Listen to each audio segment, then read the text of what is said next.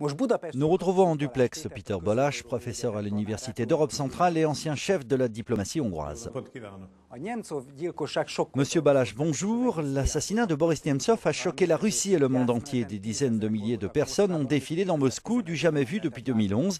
Quelles conséquences peut avoir cet assassinat sur l'opposition russe? Peut-il lui faire peur ou bien renforcer son unité?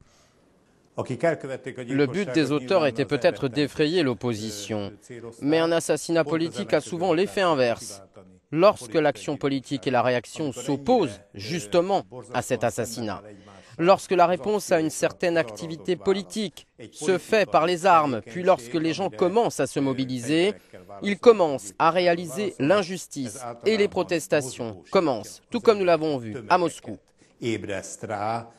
Igazságtalanságokra, politikai akcióra, és megindul a tüntetés, már megkezdődött Moszkvában.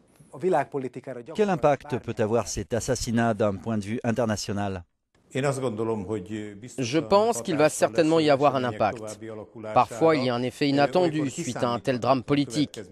Je pense que la mort en martyr de Boris Nemtsov peut déclencher des événements qui peuvent conduire le peuple russe et d'autres gens à l'extérieur à se rendre compte de l'importance d'agir et de l'importance de l'activité politique.